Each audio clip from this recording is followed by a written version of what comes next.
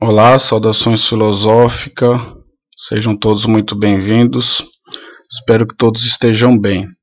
Hoje daremos continuidade ao sexto café filosófico. Vamos tratar de Immanuel Kant, filósofo alemão, representante aí da filosofia contemporânea. Antes de iniciarmos, vamos falar um pouquinho a respeito aí do projeto Filosofia na PG, projeto cultural para aqueles que não conhecem. O projeto Filosofia na PG foi apresentado, concorreu ao edital 24/2019 do ano passado, criado aí pelo governo do estado de São Paulo, pela Secretaria da Cultura e Economia Criativa e apoiado pelo PROAC, Programa de Ação Cultural. O edital versava sobre ações de incentivo à leitura. Nós apresentamos o projeto Filosofia na PG com 3 vertentes: café filosófico, sarau literofilosófico e as atividades do GF, Grupo de Educação Emocional em Filosofia. Hoje vamos trabalhar aí o 6º evento do café filosófico com Immanuel Kant.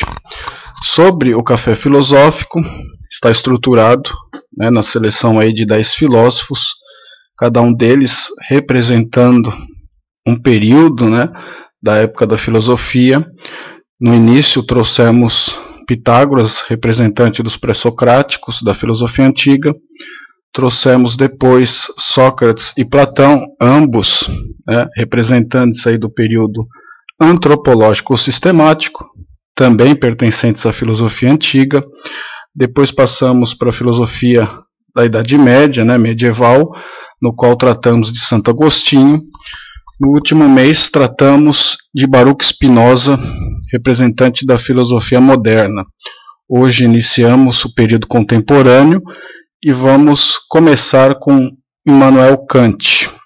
Sobre o sarau literofilosófico, que podemos dizer que é uma união da filosofia com a literatura.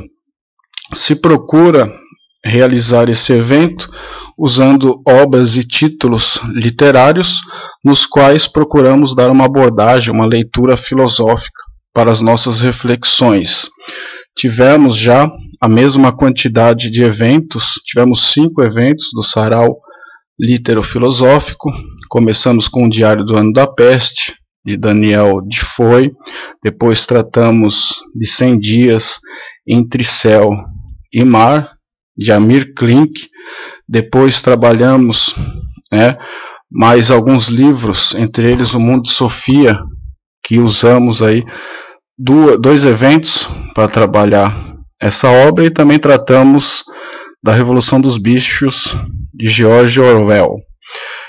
A respeito do GF, Grupo de Educação Emocional em Filosofia, que trata de questões socioemocionais, já tivemos alguns episódios. Diferentemente do café filosófico e do sarau literofilosófico, são 8 eventos, são 2 eventos a menos, mas já tratamos do vazio existencial, da depressão, estamos progredindo para tratar de outros assuntos, por exemplo, Sociedade do Cansaço, de Byung-Chul Han, que será trabalhada nesse sarau literofilosófico deste mês. Só aguardarem aí que o evento vai ser publicado aí nos nossos canais em breve. Sobre o café filosófico, vamos tratar de Immanuel Kant, como eu disse, que é um filósofo aí que inaugura o criticismo. Vamos ver algumas das suas ideias. É um filósofo muito importante, porque ele praticamente inaugura aí as teorias do conhecimento, Ele vai praticamente unir aí o racionalismo com o empirismo e vai tirar determinadas conclusões que são muito importantes para o futuro da filosofia. Do cruzamento aí entre o racionalismo e o empirismo vão chegar depois 2 escolas, o idealismo e o positivismo, baseado nas reflexões do próprio filósofo aí, Immanuel Kant. Dessa forma, vamos dar início à nossa apresentação, a conhecermos aí algumas ideias de Immanuel Kant e propor algumas reflexões nesse sentido.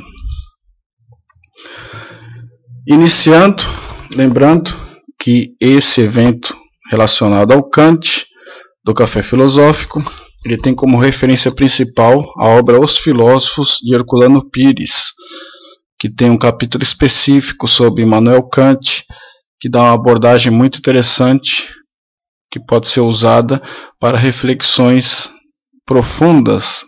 Então, selecionamos essa obra, claro, fazendo correlações com outras, por exemplo, a História da Filosofia, de Umberto Padovani, e tantas outras obras de referência.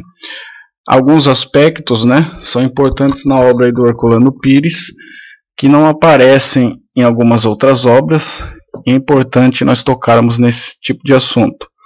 Aqui, na primeira arte, aqui do slide, temos uma frase de Immanuel Kant: age sempre de tal modo que o teu comportamento possa vir a ser princípio de uma lei universal. Aqui temos um anúncio, de parte da sua filosofia, na qual ele trata especificamente do imperativo categórico. Lembrando que ele faz uma classificação entre imperativo categórico e imperativo hipotético, que é a base aí da sua ética. Rapidamente, a distinção que podemos fazer entre esses dois imperativos é que o imperativo hipotético, ele usa aí o bem, como um meio para se atingir determinada finalidade. E Kant, vai nas suas obras desenvolver a seguinte ideia, que no imperativo categórico, que é um modelo aí de comportamento que deve ser universalizado, quando temos dúvida a respeito de como devemos agir, devemos pensar em universalizar esse tipo de comportamento para ver se ele seria aceitável, na sociedade. E usa, o bem aí como um fim em si mesmo, e não como um meio. Então, se eu pratico determinada prática para atingir uma finalidade, estaria aí dentro de um imperativo hipotético. O epicurismo, por exemplo, que é uma escola do período ético, da filosofia antiga, praticava esse tipo de ética, A conquista do prazer era uma finalidade, na qual se buscava determinados comportamentos para se atingir essa finalidade. Isso seria, na visão do Kant, um imperativo hipotético e não um imperativo categórico. Então essa frase é muito conhecida, muito importante dentro da filosofia kantiana. Vamos agora ver a questão aí do espaço e tempo e propor algumas reflexões sobre essa filosofia de Immanuel Kant. Temos aí, o primeiro tópico, que é a respeito da consciência e experiência, as formas vazias do racionalismo e do empirismo. Então aqui aparece o grande problema que Kant se propôs a resolver.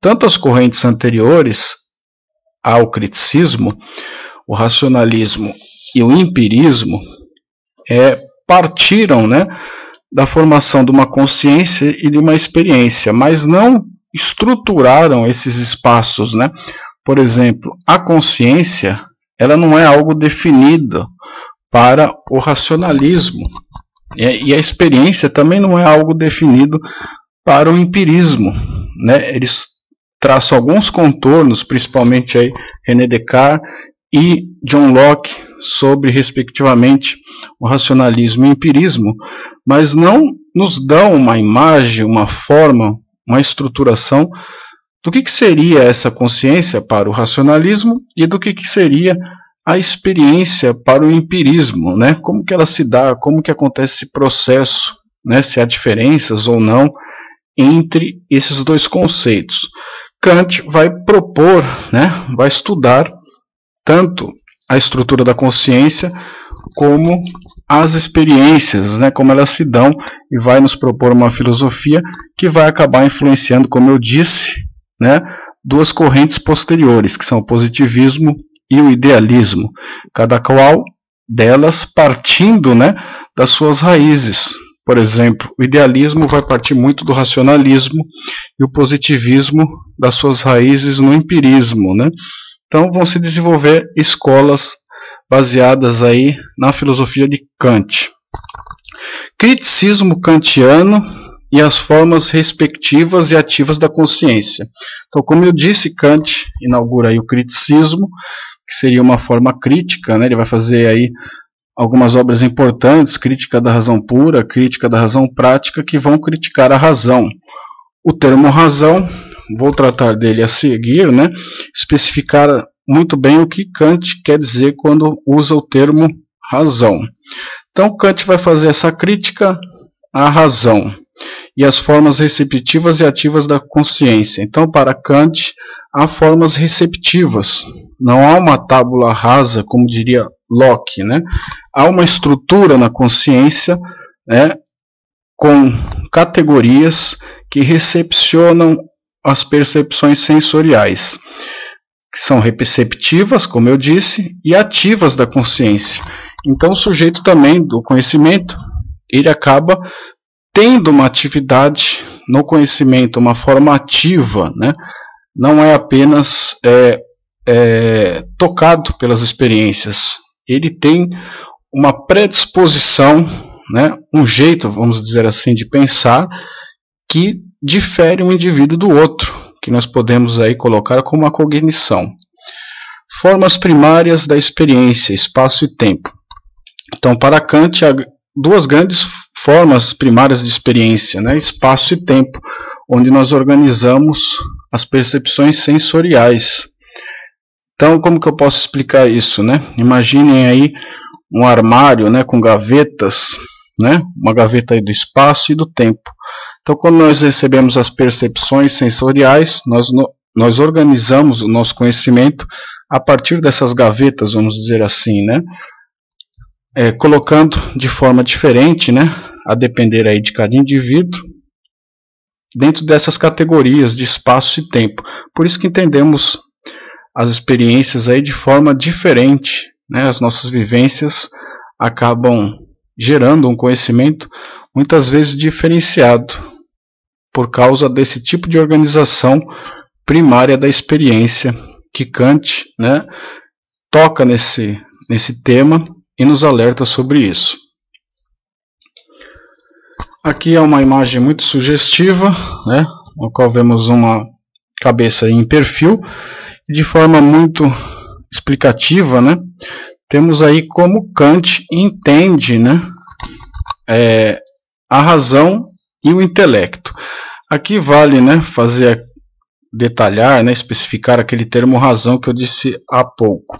Então, quando se fala razão, ou quando se fala aí na obra de Kant, crítica da razão pura ou crítica da razão prática, nós pensamos aí que a razão é algo comum, né, que se diferencia aí de muitas situações nossas conhecidas. Então, o que seria a razão? Para a razão, né, o que é razão para o Kant? Razão para o Kant é intelecto. Então, a razão, segundo Kant, seria o intelecto, seria o modo como nós percebemos as situações e organizamos ela de forma a se formar um conhecimento. Então, é o intelecto que faz isso. Só que na terminologia kantiana, nós não vemos esse termo intelecto, vemos o termo razão, por isso que gera às vezes alguma confusão. Razão para Kant é algo muito maior, né? É algo que vai relacionar aí situações, faculdades do espírito, que eu também vou comentar. Mas para não gerar muita confusão, né? Para não acumular muitas informações, né, nessa etapa do slide, vamos analisar primeiramente, né, essa imagem que é muito interessante. Então temos aí o contingente, que nos afeta, do lado esquerdo, e o universal e necessário do lado direito, que pertence às categorias da consciência. Vemos ali uma garrafa. Então veja que Kant, né, ele acaba sancionando aí o que diz John Locke, que nós precisamos da experiência para desenvolver o conhecimento. Então o sujeito é afetado por uma experiência sensorial, no caso aí a visão, ele recebe essa imagem, né, e codifica isso, né, com a sua forma pura de razão, ou do intelecto, que são as formas aí do conhecimento. E aí há várias categorias, né, como eu disse, fiz uma analogia aí com as gavetas, que que são as categorias. Então vejam que não são mais apenas espaço e tempo, agora existem quantidade, qualidade, relação e modalidade, que nós vamos ver detalhadamente a seguir, nas quais há subdivisões, e assim que o sujeito ele guarda e arquiva os seus conhecimentos e organiza, né, essas formas de conhecer, razão pela qual vai haver, né, diferenças no entendimento de cada um. E acima a sensibilidade, o espaço aí relacionado com as dimensões de tempo, né, e o tempo quanto à existência. Então, nós podemos simplificar isso dizendo que são várias gavetas, né, que o nosso conhecimento ele recebe as experiências, é afetado por elas e organiza de maneira peculiar para gerar um conhecimento próprio aí. Por isso que vai haver muitas diferenciações entre um indivíduo e outro. Aqui, facilitando o nosso entendimento, temos de um jeito aí mais detalhado as subdivisões daquelas categorias ou daquelas gavetas que eu mencionei há pouco.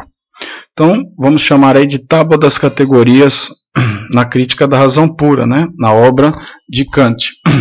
Então, por que tábua das categorias? Né? Como eu disse, John Locke dizia ali da tábula rasa, né? Dizendo que nós nascemos aí com uma lousa branca, né, a ser preenchida. Kant vai se opor a essa ideia, vai dizer que nós temos uma estruturação da nossa consciência, né, e é assim que nós organizamos o conhecimento.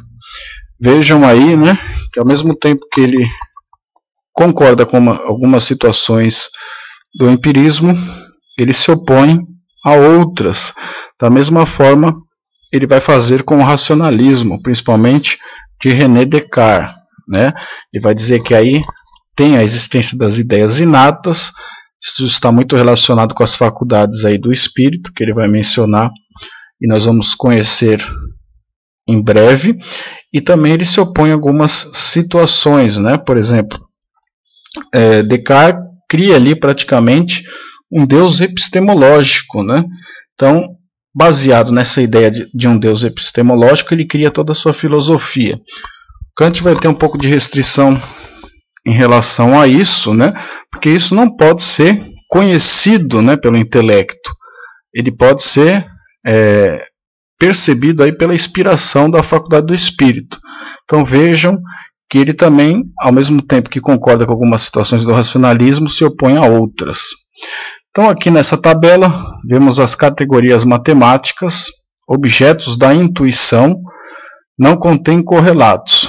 Então temos duas grandes classificações, da quantidade e da qualidade. Na quantidade nós temos aí unidade e pluralidade. Então nós vamos ter sujeitos que, em relação a essa categoria aí da quantidade, pensam de modo unitário determinadas situações ou pensam de modo plural essas mesmas determinadas situações. E há indivíduos que unem essas duas subdivisões para pensar de modo total, né? Para gerar um conhecimento na sua totalidade. Da mesma forma, na categoria aí da qualidade, há uma subdivisão que é denominada realidade e uma subdivisão que é denominada negação. Então nós vamos ter indivíduos que pensam, né, determinadas situações como realidade, outros a negam. E há indivíduos que vão gerar um conhecimento aí entendendo certas limitações. Na terceira categoria, que está aí relacionada com as dinâmicas, existência dos objetos, organizam-se em pares. Vejam que eu estou fazendo isso, né? Estou tentando organizar em pares essas situações relacionadas aí com a categoria da relação. Temos a inerência e a subsistência, e a causalidade e dependência. A primeira aí está relacionada muito com a ideia do Aristóteles, né? Substância e acidente, e a lei de causa e efeito, que também é muito abordada aí pela filosofia indiana. Então, da mesma forma, vamos ter indivíduos que pensam as relações dessa forma, né? Como substância e acidente ou como uma relação de causa e efeito. E temos a comunidade, que seria a ação recíproca entre a gente e paciente. Então, uma relação mais total, aí, vamos dizer assim, mais comum. Então, vamos ter indivíduos que pensam dessa forma. E no quarto item, que é também uma categoria da modalidade, temos a possibilidade e impossibilidade, e existência e não ser. Da mesma forma, né, vamos ter indivíduos que pensam a partir da possibilidade e impossibilidade, outros a partir da existência e do não ser, e há um tipo de pensamento, né, uma cognição que une essas duas situações e entende, forma um conhecimento a partir da necessidade da contingência de modo igualado, aí, de modo unitário. Então vejam nessas categorias que há alguns assuntos, né, há algumas categorias ou gavetas que estão aí na estrutura da consciência que tem muita relação com algumas áreas da filosofia, por exemplo, a questão da existência do ser ou não ser, relacionada aí à ontologia, né, a questão aí da filosofia indiana, das relações de causa e efeito, da própria lei natural. Vejam aqui que é uma categoria, né, também do pensamento, a questão da realidade na negação, né, vamos aí ver alguns assuntos relacionados ao negacionismo, né, a realidade empírica. Então vemos dessa forma, o que é importante aqui nós assimilarmos como síntese desse estudo é que há sempre, né, uma diversidade no modo de pensar, no modo de organizar o conhecimento dentro dessas categorias.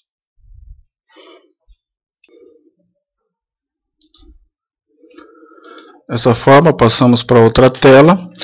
Vamos apenas retomar algumas considerações para que possamos entender melhor essa parte aqui da exposição. Então, relembrando, eu havia dito que a filosofia do Kant, o criticismo, né, a gente pode ter uma ideia qual a sua influência, imaginando aí um X, no qual no centro do X nós temos aí o criticismo do Kant.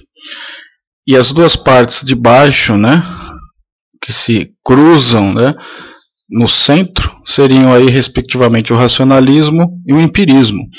Então, tanto o racionalismo como o empirismo cruzam, né, no centro aí do X, que seria o criticismo, e recebem determinadas influências e vão se transformar em escolas filosóficas progressistas, né, que vão conter alguns aspectos aí do criticismo, que são o idealismo e o positivismo, que são escolas filosóficas aí do contemporâneo.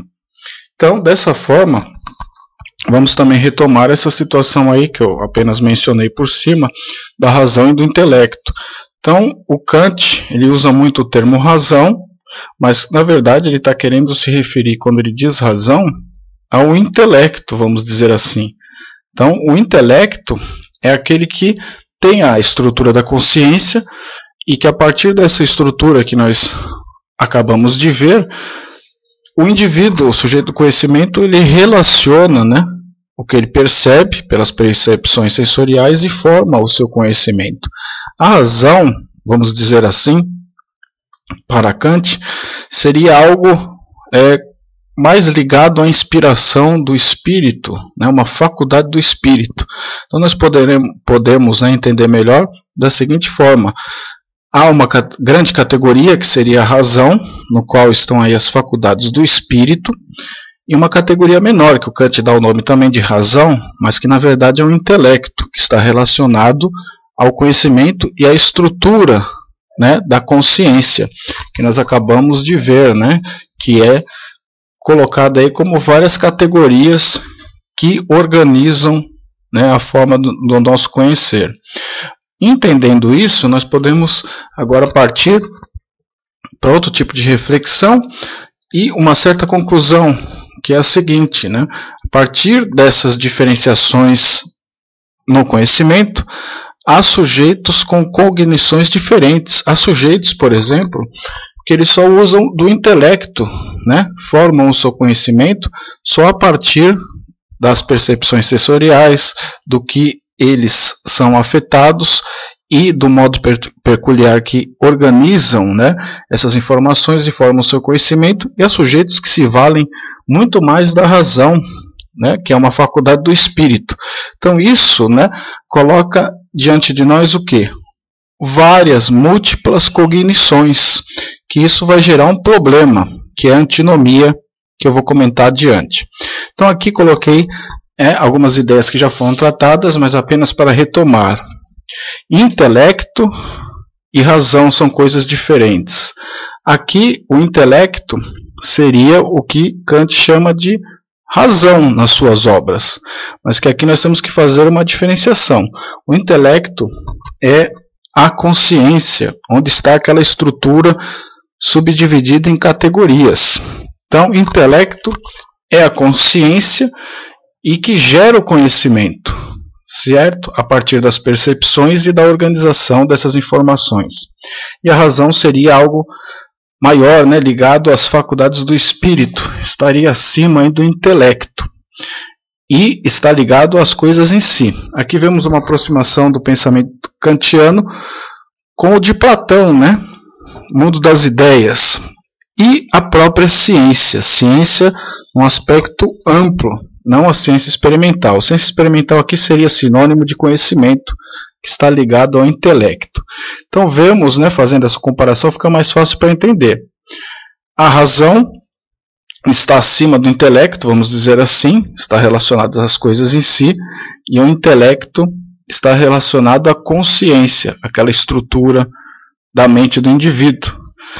E a ciência, que seria algo superior, né, algo maior do que apenas a ciência experimental, estaria ligado aí, por exemplo, à metafísica também, né, uma aproximação aí com a metafísica, e o conhecimento seria propriamente a ciência experimental que nós conhecemos hoje. Então, tem algumas ideias, por exemplo, a de Deus, que está reservada à razão, né, não ao intelecto. Então, nós acessamos Deus, conceitos como a imortalidade da alma, com a razão e não com o intelecto, porque não podem ser demonstrados, provados, né, pelo conhecimento experimental. Aqui surge aquele problema da antinomia, por exemplo, quando você tem um indivíduo discutindo com o outro, conversando com o outro, um está usando, né, a razão e o outro está usando o intelecto. Vai haver uma diferença cognitiva aqui. Isso gera um problema, que é a antinomia, que precisa ser resolvido. Certo? Uma diferença de cognição. E para isso nós temos o método dialético, que alguns filósofos, né, vamos dizer assim, modificaram a sua estrutura, né, pois a estrutura do método dialético, o esquema dialético hegeliano, ele pressupõe sempre uma tese metafísica. Então não daria, por exemplo, vamos dar um exemplo para isso ficar mais fácil, para a gente fazer dois tipos de comparação aqui, fazer um método dialético usando duas pessoas que estão usando conhecimentos aí do intelecto, da sua consciência, certo? Teria que ter alguma relacionada aí com a razão. Aí se dá um método dialético, quando você compara, né, algo metafísico a algo material, ou algo da razão com algo do intelecto. Então, nesse esquema histórico aí, tratado pelo Hegel, né, que ele vai criar o esquema dialético, esse seria o método dialético autêntico, original, né? Claro que o Marx depois ele vai modificar esse método, né, dialético e vai usar para as relações materiais, que seria de nível apenas do intelecto. Seriam aí confrontações de tese e antítese no patamar do intelecto, gerando conhecimentos sintéticos também relacionados ao intelecto e não à razão. Então nós temos que fazer esse apontamento que é muito importante para algumas das nossas reflexões na filosofia. Aqui temos um resumo, né, para compreender melhor o que seria o imperativo categórico. Vamos ler o que está no slide e fazer alguns comentários. O imperativo categórico exprime-se numa fórmula geral. Age em conformidade apenas com a máxima que possas querer que se torne uma lei universal. Então está aqui a questão da universalização da ética. Então se eu pratico um comportamento, ele pode ser universalizado né, ele passa a se tornar um imperativo categórico. Por exemplo, há situações que você pode mentir e outras que não, né? Às vezes a mentira até é uma atitude ética, dependendo das circunstâncias. Então, por exemplo, se você torna a mentira algo universal, ela não prospera. Seria aí um imperativo hipotético e não categórico. Então, a partir dessa fórmula, nós conseguimos aí dividir, né, e entender muito melhor a ética.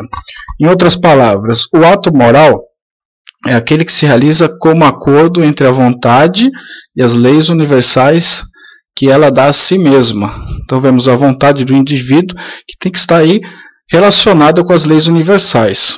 Essa fórmula permite a Kant deduzir as 3 máximas morais que exprimem a incondicionalidade dos atos realizados por dever. São elas. Então Kant também desenvolveu aí, né, o Crítica da Razão Prática, que vai ser o agir moral de acordo com as leis universais. Disso nós podemos tirar aí as leis, as conclusões. 1. Age como se a máxima de tua ação devesse ser erigida por tua vontade em lei universal da natureza. Como eu disse, né, se o meu comportamento consegue ser universalizado e se isso é bom para a sociedade. 2. Age de maneira que trates a humanidade tanto na tua pessoa como na pessoa de outrem, sempre como um fim e nunca como um meio. Foi o que eu disse no início, né? O imperativo hipotético, ele tem um preceito ético aí que utiliza a ética aí como um meio para atingir determinado objetivo. E na verdade, Kant vai propor aí que não, que a ética tem que ser um fim em si mesma, né? Um bem em si mesma. 3. Age como se a máxima de tua ação devesse servir de lei universal para todos os seres racionais. E isso vai gerar também os conhecimentos aí dos direitos humanos, né? Começa aí a aparecer uma ideia que vai prosperar depois nos direitos humanos, né? Uma das suas características, que é a universalidade. Passando adiante, as faculdades do espírito, vamos entender melhor isso, né? Que eu cheguei a comentar, que são praticamente aí a razão. Então, o Kant, no Crítica da Razão Pura, que nós poderíamos chamar aí Crítica do Intelecto Puro, né? Ele vai tratar de uma questão cognitiva, né? Uma questão intelectual. Percebo que esse termo razão aí gera muita confusão. Como eu disse, a razão está ligada à faculdade do espírito. Só que ele usa esse termo quando ele vai tratar do intelecto, né, da intelectualidade. Por isso que surgem muitas interpretações equivocadas a respeito do Kant. Então isso tem que ficar bem fixo e se compreender muito bem para que possamos fazer as reflexões aí de modo adequado quando tratarmos aí da filosofia do Kant. Então, é uma situação cognitiva, na Crítica da Razão Pura, que vai ser uma obra que vai tratar dessa questão cognitiva ligada ao intelecto. Depois, Kant vai desenvolver uma outra obra, que é a Crítica da Razão Prática. Como a vontade, né, deve agir moralmente de acordo com a ética proposta pelo Kant. Então, o que nós vemos aqui? Vemos o termo de novo, razão. Então, agora a razão no sentido, né, de uma compatibilidade entre a vontade do indivíduo e a lei universal. Então, o indivíduo deve agir, né, usar a sua vontade de acordo com aquela lei universal, que é um princípio da razão, e assim praticar os atos morais, de modo que esses atos morais, né, obedeçam a um imperativo categórico e não hipotético. Mais tarde, nos desenvolvimentos da filosofia kantiana, ele vai perceber outra situação, que o juízo também tem interferência, né, que o sentimento de prazer e desprazer tem interferência nas decisões da pessoa, vamos dizer assim, e seria basicamente um meio termo entre o intelecto e a vontade, no qual interfere aí também o juízo, se cria o juízo.